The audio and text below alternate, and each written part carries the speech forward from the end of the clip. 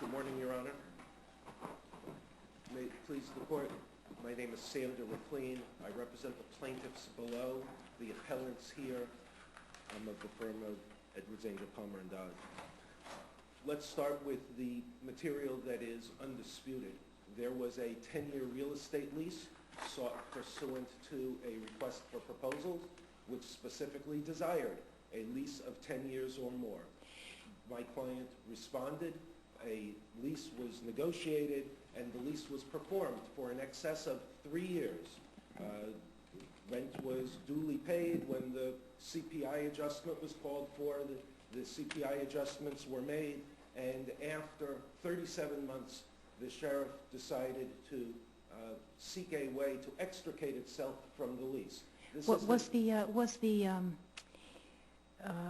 City of Boston contract part, I know there's an issue, I know it was signed and you have an argument about that, but was it also mentioned and part of the RFP? It is mentioned in the RFP. It was not attached to the RFP. There was no indication where it could be obtained, and the RFP specifically Did anybody ask? Excuse me? Did anybody ask? There's no evidence of that one way or the other. And the RFP specifically stated that in the event of a conflict between the RFP and certain other things, including that standard form, the RFP would control. But then the next sentence says exactly the opposite. Your Honor, I guess that's why we're here. This is the second time within less than a year that this court has to deal with a situation in which the Suffolk County Sheriff's Department has attempted to extricate itself from a lease which it sought. I'm sorry, did you argue in the Superior Court that the defendants couldn't claim that the lease had been violated because they hadn't pled that in advance? I did. You did? I did. But did you have the opportunity to address the issue of the illegality of the contract in the Superior Court? Only in the sense that my client, I moved for summary judgment in response. For the very first time, the Sheriff's Department came in with this new defense of illegality, and we moved to strike it. So there was a little bit of briefing on it. There was no opportunity for discovery or more than that. I addressed it the best I could in advance of appearing in front of the judge. Well, when you learned for the first time that it was going to be raised, did you ask for further discovery because of it or further time? Your Honor, my memory is that in my motion to strike, I asked in the alternative that it be stricken or that under the relevant part of Rule 56 that I be provided an opportunity for the discovery. And the judge said that you didn't ask for 56F. To be certain, I would have to look at the actual pleading. It was about a year and a half ago, and that wasn't something I reviewed before coming here. If I asked for it at all, you will find it in the papers relating to my motion to strike. Mr. McLean, aren't you saying basically it's just not fair for the sheriff to raise illegality after seeking the lease and issuing an RFP? Absolutely. That's it, when you boil it down. Unfair. It's just not fair. In fact, it's more unfair than the Bradston Street case, which you dealt with within the last 6 or 9 months. It's more unfair than that because here, not only did they seek a lease, but they went into possession. They were running a program. They wanted a program that was within 2 miles of the West Roxbury District Court so that they could run a certain kind of program. They signed the lease. They entered into it. Everybody at the Sheriff's Department was very pleased with the program. There was no difficulty with the landlord or the space or anything like that. For basically economic reasons, they decided that this was one of the expenses they wanted to cut. In Bradston Street, which, by the way, is a similar fact pattern, they sought a lease. That one, they never went into possession, never started paying rent. But in that one, for economic reasons, the Sheriff's Department wanted out. And the court held that notwithstanding a stumble in the creation of the paperwork, the lease was, the contract was valid. Mr. McLean, the challenge obviously is not is it fair or unfair. The challenge is what does the statute require? And what the statute seems to point to is if there's no appropriation, the sheriff may have wanted it for 10 years, but if there's no appropriation, we're not in a position to create an appropriation. Your Honor, I think the simplest answer to that is appropriation by whom. In the Bradston Street case, you had no problem concluding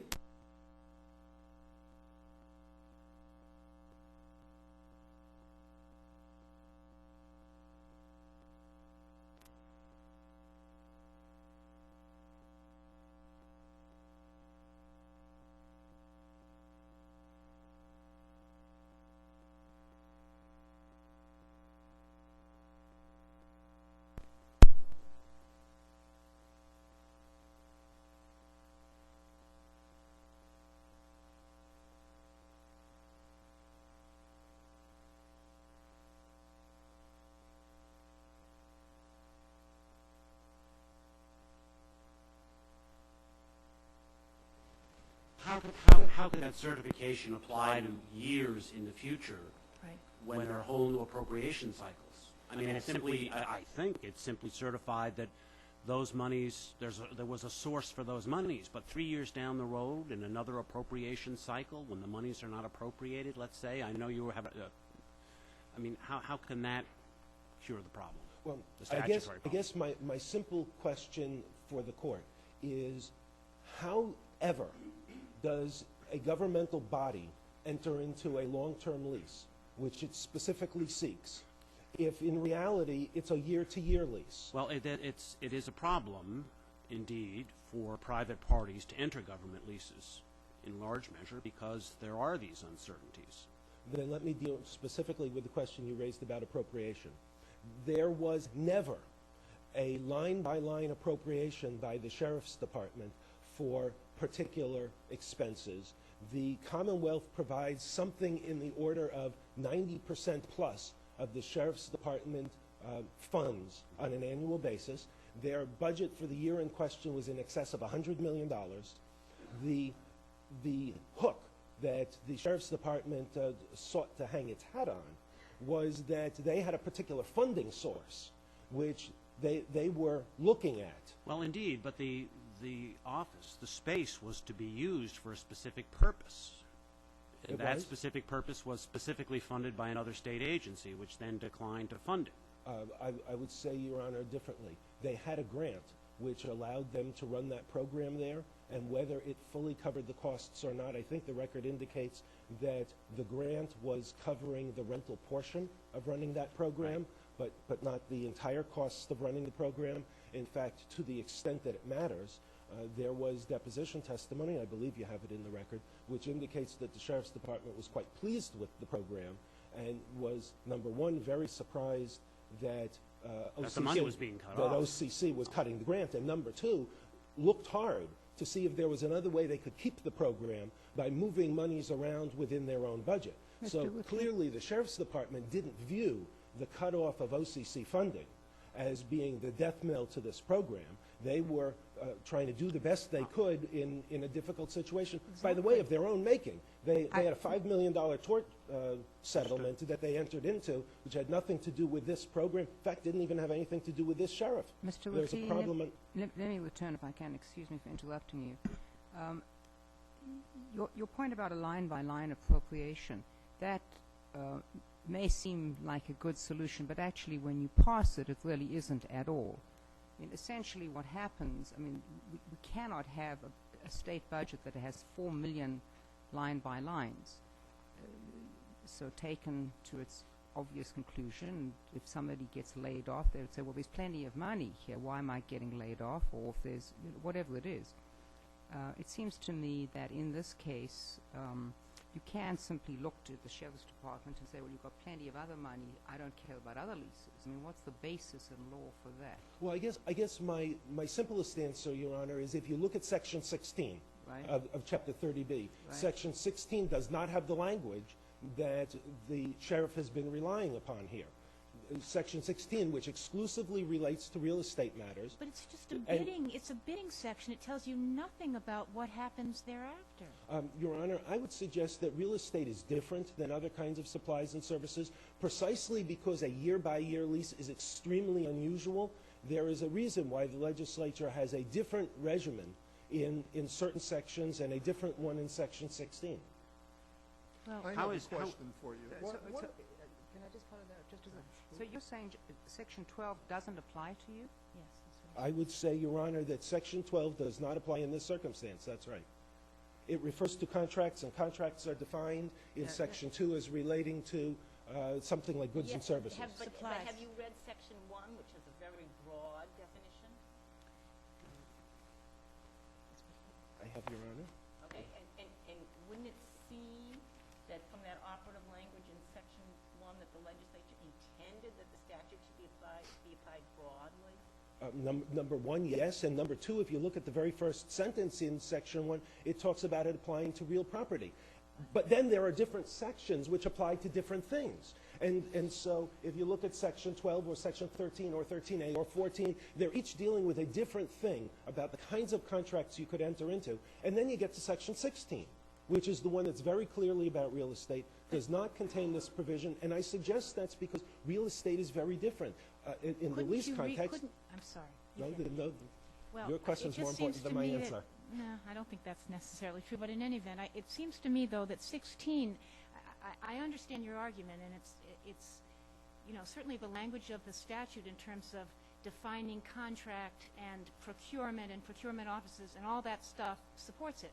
But 16 itself is so limited in its scope that it seems to me you can't put onto that section the negatives that you're putting there. Well, since it doesn't say that you can cancel it because there's no funds, that means you can't cancel it because there's no funds. I just don't think it gets that far. It's about how the contract gets entered into. Particularly when the whole purpose of the entire statute is to try to cut out any improper dealings in the bidding and letting of government contracts for anything. Why would they leave out real estate unless it was just a mistake? Your Honor, I cannot answer the question, but let me candidly give you the answer in a different way, similar to the question that Justice Ireland asked me. We were left in a difficult situation where on the eve of summary judgment, well, not even the eve, I'd already moved for summary judgment, a brand new defense was brought up for the very first time with discovery completed. I frankly did the best I could under difficult circumstances to attempt to deal with an issue which is fundamentally, I believe, brought about by the Sheriff's Department. And let me bring you back to Bradston. This is the second case within a year in which you get to see the flexible view that the Sheriff's Department has of its status. It selects its status and argues its status based on what it thinks is most likely to get it out of a difficulty with the court. On that subject, let me ask you, you say that whether the sheriff is governed by this statute, they should be judicially estopped because of what they argued in another case. But are you saying that the court, should give the wrong answer on what this statute means because the party took a different position on this issue in another case? No, Your Honor. I suggest that you don't reach the issue. The whole point of judicial estoppel is that if a party takes a position to its advantage in a prior case, you don't let it have a flexible view of what it's going to argue to the court in the next case. And if you were to agree with me on judicial estoppel, you would not announce in this case how 30B Section 16 or Section 12 applies at all. You wouldn't reach it because they are stopped to raise the issue. Frankly, what they did here is exactly what the rule was applied to, was designed to deal with. And if a private party litigant did it and not a government litigant did it, I don't think the court would be so gentle with respect to what I've pointed out, I believe pretty clearly in the record, which is they take a flexible view of their status, entirely dependent on a case-by-case basis. But you're telling me that we shouldn't reach the issue, but we have to decide whether they're governed by this statute. I don't think you need to. If you agree with me on judicial estoppel, then you would say they are stopped to raise the issue. They're bound to defend the case on the basis upon which they defended throughout the case from the moment the case was first brought. That's how they're bound to decide it, to defend it. And let me just, because I see I'm running out of time. Well, let me ask you, let me go back to something you said earlier. And I don't know if this is in the record or not, but you said 90% of the sheriff's budget comes from the state, not from the city. Organizationally, where does the sheriff's department fit in? And I don't want, please avoid your answer about the Constitution, about him being a constitutional officer. Is the sheriff's department an instrumentality of the city or the county, the city of Boston or the county of Suffolk? We would suggest no. We would suggest that it stands on an island by itself. May I ask you a question now? Judge Dina, did that resolve you? As I understand the sheriff's department, they're arguing that under the Uniform Procurement Act, you must have a majority vote of the Suffolk County Commissioners for a valid lease. What was the case for the first year, the second year, and the third year? Was there a majority vote? The record is silent, but I will tell you the only bit that we know about this, when they first raised the issue and I was moving to strike the defense, we submitted an affidavit. I had an associate attorney at my office try to find out, are there minutes of Suffolk County Commissioners' meetings? You will find that in the record at page 425. That affidavit tells you the only thing we know in the record about whether the Suffolk County Commissioners meet or don't, and vote or don't, and our understanding, based on that affidavit, is they don't meet at all. They are a name only. They do not meet, they do not vote, they had nothing to do with whether this lease was signed or not, and whether payments were made or not. It's a figment of their imagination. And if you allow them to assert that defense, effectively, Suffolk County Sheriff's Department can get out of any contract it wants. Mr. McLean, may I ask you this? If you were to pursue discovery, what would you seek to discover? I would, as far as I can tell based on what I know, attempt to follow up in what you see in that affidavit I just quoted from, to see whether the information that my associate received over the phone was accurate, and if inaccurate, what position the county takes, or the Sheriff's Department takes, on whether they ever attempt to comply with a statutory requirement that they get a vote of the commission. Let's assume for purposes of discussion only that the information that your associate obtained is accurate, that the commissioners never meet, they never vote, they never review a lease, they never confirm, affirm, ratify, or do anything else a lease. What difference does that make? I would argue to the court that it is a requirement that should be overlooked in this instance, much as in Bradston Street, a certification requirement was dispensed with by the court. If they don't meet, and the statute requires they meet, I have to argue that it can't matter. And I leave you with the following question, which is the struggle that you have and we have. If the Suffolk County Commissioners never meet, does that mean that they can never have a contract which is in excess of 3 years, that is binding upon them for in excess of 3 years? They sought a 10-year lease. In Bradston Street, they sought similar RFP. They sought a 10-year lease. Does that mean that because they never call the commissioners together to meet, that they are not bound by these contracts that they seek through public procurement? I just don't think that that's the right answer, that they should be able to conduct their business in that manner. Thank you, Mr. McLean. Thank you, Your Honor. Mr. Holmesy?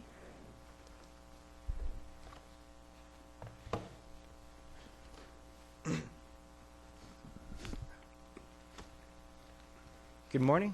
I'm Russell Holmesy, and I'm here on behalf of the defendants, Andrea J. Cabral, the Sheriff of Suffolk County, and Suffolk County. Do the county commissioners meet? They do meet. They do meet. They They do. keep records? They do. In fact, they're available on the City of Boston's website when they do meet and pass rulings upon anything that affects Suffolk County. Mr. Do they Holmes? Is that vote in the on record? Is that in the leases? record? I'm sorry, is that in the record? I don't You're believe- the one that said that the county commissioners haven't approved this, so did you? That's true. Make any effort to establish that? Of course, you raised that after discovery was closed. I did not. There's nothing in the record that suggests that a meeting didn't exist in this particular case. No. It's your affirmative duty to show that it did exist. That they met. That is not part of the record in this case. Could I ask What am you, I supposed to do, go onto the website? Go to Wikipedia? The burden is on the plaintiff in this case to establish that the meeting No, did it's your take defense. Your defense. So I just ignore your defense? Well, the defense is that the sheriff did not have the authority at this point to enter into a contract that exceeded 3 years. We've never stated that the contract is illegal. In fact, this contract was operating. Well, then what are you saying? The sheriff You did don't not. say it's invalid because there was no county commissioner vote? That's not what you're saying? The sheriff was authorized to enter into a contract, but not one which exceeded 3 years. But that's Part- not because of the commissioners voting, right? That's correct. But the court need not even reach that. This case, there were important fiscal safeguards that were put into effect, both contractual and statutory. Could I ask you, I know you're going to get there, but let me ask you on those fiscal safeguards. In Bradston, and in this case, from your position, from your perspective, CM 11, 10 and 11 were part of each of those contracts, correct? Yes. Why is it that in this case, the sheriff takes the position that under CM 11, when she couldn't find the funding, she could invoke for the convenience of the city provision? Yes. Whatever. Whereas in Bradston, the defense is totally different. That's true. Aren't they I'm not suggesting- Aren't they inconsistent defenses? They're different. CM 1011, the paragraph 8.4, the unilateral termination clause in former CM 1011 wasn't relied upon in Bradston Street. Rather, in Bradston Street, they stated that you breached the term. I understand that, but it just doesn't make sense to me. Well, the entire paragraph it's terminated for the convenience of the city, but then costs are available in the event that there were construction costs in Bradston Street. I believe $300,000. They would potentially be on the hook for those construction costs. The argument that was made in Bradston Street would get them off the hook for everything. Okay. If they relied upon 8.4, it would be different. I see. But Why so does Chapter 30B even apply in this case? Is the Sheriff's Department an instrumentality of either the City of Boston or the County of Suffolk? it is. So they can tell the sheriff how to, at least how to operate some aspects of his business. And in fact, they do. The city auditor approves payments by the sheriff. Well, besides that, The contracts in this case, the forms, those are put out by the county / city of Boston. The yeah, but sheriff isn't that a circular argument? Just because the contracts say that doesn't mean the statute applies. The sheriff is required to use those forms. The sheriff By whom? by the county. They would not make payments upon any contract unless the sheriff complies with the county regulations. But why does that make Chapter 30B applicable? Why isn't your answer really limited to the terms of the contract? Chapter 30B covers this contract because under the definition of what is applicable to, it is applicable to municipalities, cities, towns, municipalities, and counties. This is a county contract. The sheriff had the authority to enter into the contract on behalf of the county, but that's as a result of a delegation of authority under Section 19 by Dennis DiMarzio, which is part of the record in this case. Can I ask you a couple of questions about the RFP and the contract itself? You say that the standard contract form for the city was incorporated. I'm looking at the RFP. It certainly says the terms of Chapter 30B are incorporated by reference into this RFP. It doesn't really say that with respect to the city standard contract forms. It just says 1.3 City of Boston Terms and Conditions, see Attachment C. Is that, in your view, is that an incorporation of all of the terms into this RFP? Two sections of the RFP make mention of this. The county portion states at paragraph 16.2, which this is in the record at 257 to 264, but paragraph 16.2 states that the request for proposals expressly incorporates by reference the City of Boston / County of Suffolk Standard Contract General Conditions Form CM11 and such other contractual terms as the official deems necessary. I have to say this was confusing that there were two requests for proposals. And the county requires one. The more specific one details the specifics as to the size of the lease that they want.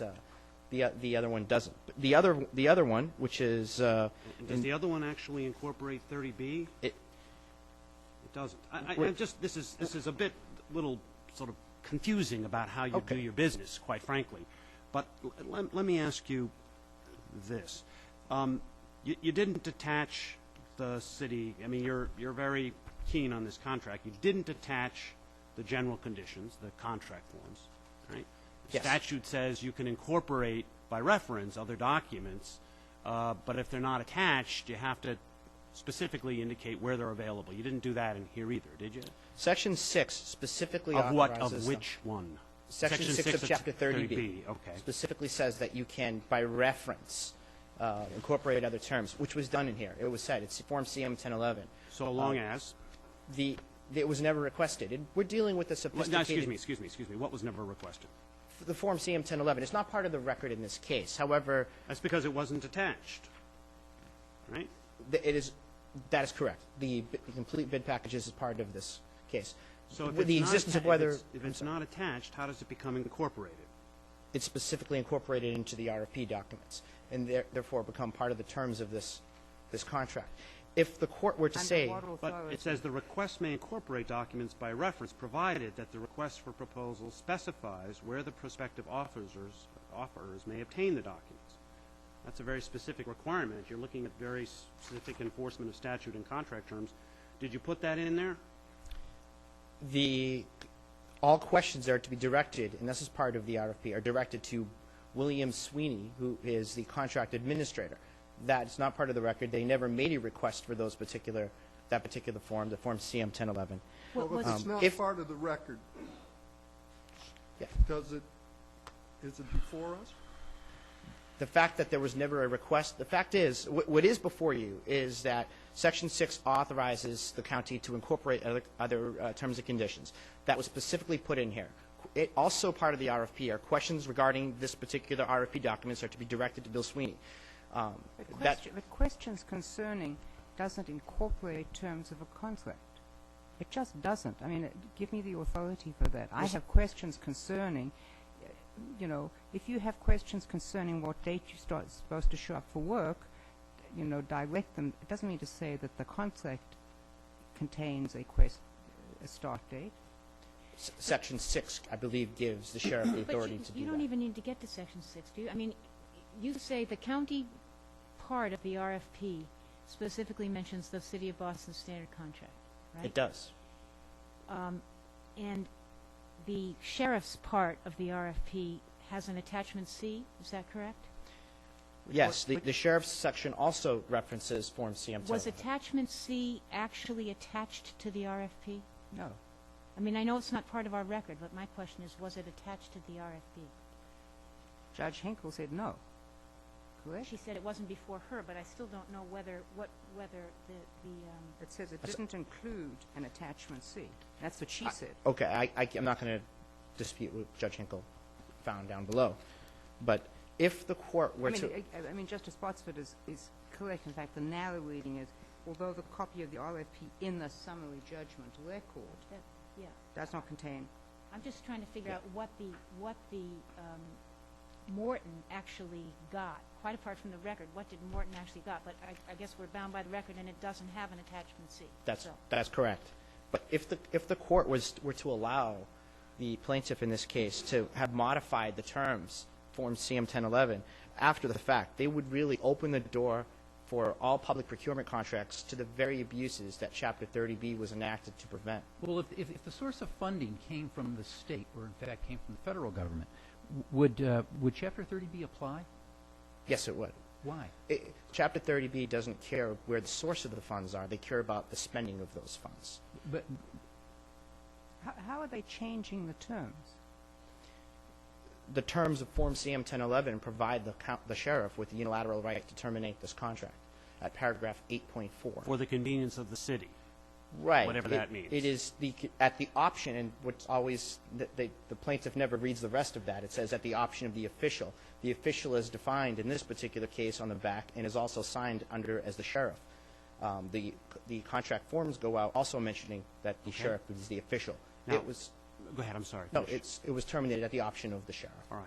Now, in the RFP, I guess the one issued by the sheriff's department, contractual order of precedence, when the RFP conflicts with the standard contract forms, the RFP will govern. Would you agree that there's a conflict between the RFP and the standard contract forms with respect to the term of the lease? The term of the lease that they are seeking is 10 years. I wouldn't say that conflicts at all. Form CM 1011 provides for the termination. In 7 days. For no reason at all. For any reason or no reason at all. For the convenience. And in this case, it's a fiscal situation, which is generally what it's used for a lack of appropriation. So that's not inconsistent, the fact that the city can terminate on 7 days' notice with a 10-year lease? I would say it is not. Just following up on that question, the second sentence switches the order. That's what the first sentence says that Justice Cordy just read to you. And then the second sentence says these other documents take precedence over the RFP.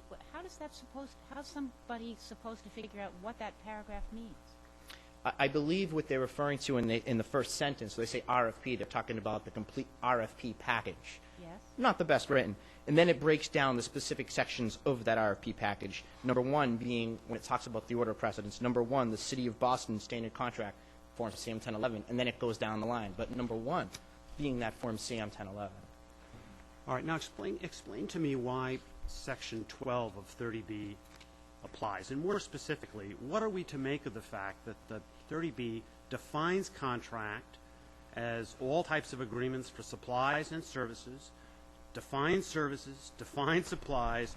There's no way that includes real property rental at all. I mean, what is the purpose of this definition? Right. And if the legislature were relying upon that view of what contract mean, then they would not have put in Section 1 that this chapter applies to every contract for, and then it goes on and mentions real property. Well, there certainly can be contracts for real property, contracts for services, and contracts for supplies. And indeed, Section 16 deals with essentially the procurement or the disposition of real property, which you could call a contract. Absolutely. But why is this term defined in the statute then in Section 2 to not include real property? In reviewing Chapter 30B and constructing this chapter, it doesn't make sense to look at Chapter 12 as not applying. Nowhere is this more glaring as the distinction between Section 5 and Section 6. Those are the two parts of 30B which govern competitive bidding. Section 5 being the invitation for bids, Section 6 being the request for proposals. Under Section 5, the legislature didn't rely upon this view of what the term contracts is defined. They saw fit to actually specifically exclude real property. Yeah, in Section 6. I don't see how that helps us with Section 12. Yeah, in Section 5, they say, we're not talking about real property here. No, that may be helpful, maybe duplicative, but how does that help us with Section 12? Section 12 really speaks, but doesn't it really speak to services and supplies? Under the term using the definition of the term contract, it doesn't specifically exclude real property, as does Section 5. In courts of excuse me for interrupting you. I don't even see reference to Section 5. I don't see it attached to your brief. Is this an argument you're making for the first time here? No, I am not. Section 5 is cited in my brief, absolutely. It should have been attached. Well, it's not. I don't see any citation in the Section 5 does not apply to this particular contract. Section 6 applies to this contract. Section 12 applies to this contract. This contract was put out for bidding, and the reason we're discussing Section 5 is that the plaintiff is relying upon the definition of contract as somehow meaning that every term that uses the term contract specifically excludes real property. Section 5 was shown to this court to demonstrate that the legislature didn't rely upon that definition. They actually specifically excluded it. In a number of other sections in Chapter 30B, they used the term contract to refer to... So is there any point at all to the definition in Section 2 of contract, supplies, and services? You're saying no, disregard all of that. It doesn't matter. What I'm saying is it doesn't make sense to look at Section 16 in a vacuum. You have to really look at the entire chapter. And when doing that, I think it's clear that Section 12 applies. Courts have agreed with me. The Mangano decision states that they refused to read a prohibition for the use of Section 9 powers to cancel a bid. They didn't want to read that prohibition in because that prohibition was not in Section 16. They were going to refuse to read additional prohibitions in. But I'm running out of time here. But no, your time is up, Mr. You're not running out of it. If there are no further questions, you can rest on your brief. Thank you very much. Thank you.